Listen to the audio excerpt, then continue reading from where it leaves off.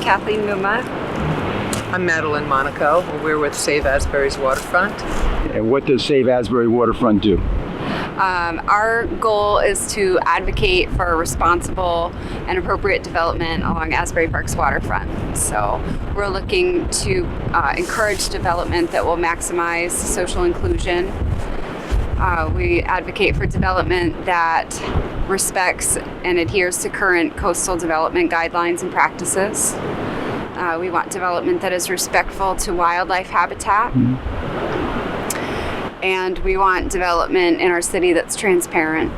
What we're trying to do is encourage responsible development on the remaining undeveloped places on the waterfront of Asbury Park, particularly on the north end of the waterfront in Asbury. And why is the north end so important? Well, it's probably the last remaining half mile or so of undeveloped waterfront in Monmouth County. And the original plans from 2002 for developing Asbury's waterfront were based on flood maps from the 1980s. As you know, we had Hurricane Sandy and we had a lot of other flooding. This area is now considered one of the highest flooding zones in the county.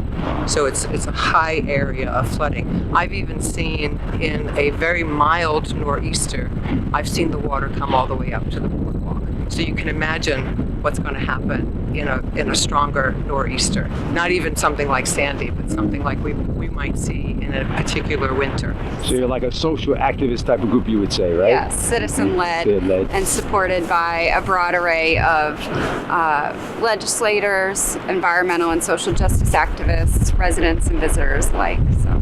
Have the legislators in Jersey been supportive of what you've been doing for the most part? Last October, this area that we're standing in front of was closed off with little notice or detail about what was going on. And the city and its master developer, iStar Financial, demolished a quarter of the boardwalk. And when we learned that the development was called Phase 5 infrastructure, and when we learned that infrastructure was to support a hotly contested townhome development that's known as Bradley Cove, and also a private pool club, people got mad, and then they got together, and that's how Save Asbury's Waterfront was formed.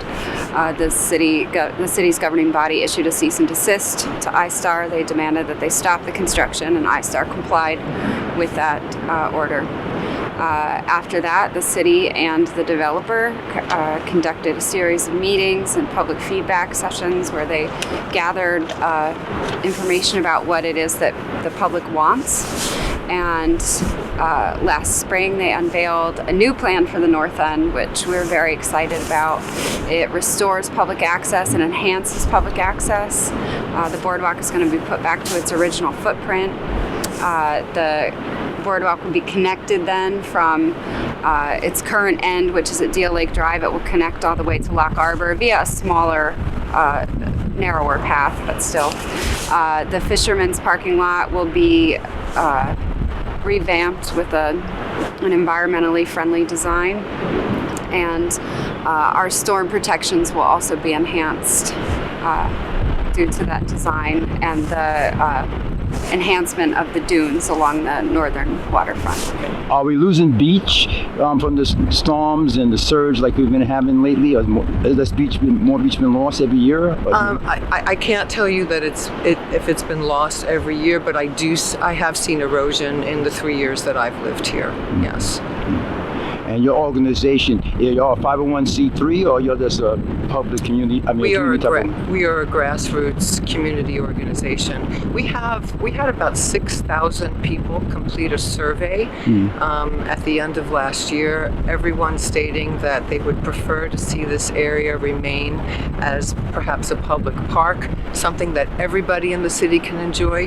What they're planning to do on this piece of land behind us is build a private pool club, which would be only available to the elite who could afford the memberships of this, very shishi kind of pool club. So if you know the population of Asbury, we have about half of our population is either at or below the poverty line. So not only for environmental reasons do we not want to see this pool club, but for social justice reasons. We want a town that is enjoyed by everybody, not just the elite that are going to be able to afford very expensive condominiums and an expensive pool club membership. And how important is this whole thing with the North Beach important as far as the environment in the ocean and how the connection to that? Can you explain about that? To me, it's crucial. New Jersey's reaching a point where it's almost built out, totally 100% built out. Our population is bulging at the seams. And our developments are bulging at the seams. If you drive anywhere, there's diminishing open space and restrictive access to public amenities such as, or not, I shouldn't say that. There's restricted access to public land such as the beach, the coastline, and the public boardwalk. So I think that by preserving and protecting the open space that is left, this stretch of land that goes from the Sunset Pavilion north to the Lock Harbor border is 0.4 miles long, and I think it's probably one of the longest and last undeveloped strips of land of coastal land in Monmouth County, or maybe New Jersey. And so going forward, what do you see want to happen? You want iStar and them to stay up to their bargain? What do you want the city to do as far as moving forward and protecting our beach? We would like the developer and the city to work together to modernize the plan that governs this area, which is called the Waterfront Redevelopment Plan. It was conceived in 2002, and our city has changed greatly in 18 years. And we would like the city and the developer to work together for a more forward-looking and inclusive development that considers Asbury Park's present and its future. And if people want to find out more about the organization you work with, is there a website? Is there a social media page, something they can check out? There are social media pages on Facebook and Instagram. It's under Save Asbury's Waterfront. Okay. People can find out all of the information about that on our social media. Have the state politicians been cooperating with you with this? Are they define this as public land? Is that official now, or is it a fight still on? So the boardwalk area that's going to be rebuilt is on public land. The parcel of land where they're planning to build a pool club is owned by iStar, which is a private developer, and that transaction went down in 2002 when people didn't really know how to envision what Asbury Park would look like in 2019. 18 years later, Asbury Park is a very different place. So we've had a lot of public official cooperation, particularly on the rebuild of the boardwalk, because iStar also wanted to take over part of the beach initially, and Save Asbury's Waterfront was very vocal, garnered enough support to stop or convince the city officials to stop what iStar was planning to do, and now we will have our boardwalk that will be rebuilt fairly the way it was before, pretty much the way it was before, with some enhancements. So we do have some cooperation. The part that's difficult is because this pool club is proposed to be built on land that's owned by iStar right now. We'd like iStar to cooperate with us for a plan that suits all of Asbury Park, not just people who are going to come here on weekends or in the summer. So to get this clear, you're saying part of the North Beach land is owned by iStar? Yes, particularly this parcel of land between 6th and 7th Avenue on Ocean Avenue. The grassy area there is owned by iStar right now, or Asbury Partners. But that excludes the beach and boardwalk itself. It's still That public. excludes the beach and boardwalk, right. They did want to take over part of the beach. That was their original plan. That's when we sprung into action and we formed Save Asbury's Waterfront. That was the origin of our organization, because we saw that what they were trying to do is take away some of our public land. And that's when we protested and we did our research, and we got over 400 people to come to a city council meeting. And at the end of that meeting, the city council realized what was going on, and they ordered a cease and desist.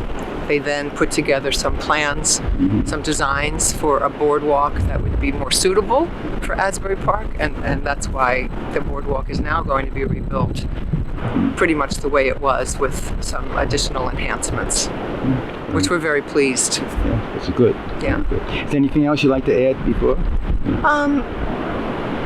No, just that, we want to appeal to the developer. We've been trying to work together with them for a plan that's more suitable. We're not, what's the word I'm looking for, sorry. We've been disappointed that they have not been willing to chat with us about what could be a better plan for this last remaining undeveloped area of Asbury Park, and we hope that they will come back to the table and talk to us more about it and not persist with this plan that really nobody in the town wants. Have you thought about putting any public pressure on them to make them do the right thing, to getting the public more involved? Yes, that's what we have been doing. We've had the city council chambers, the council chambers has been relatively full with people at every planning board meeting. The planning board meetings have been going on since, I think, May, and they will continue to go on as the public has a lot of questions of all of the various professionals that iStar is presenting testimony for.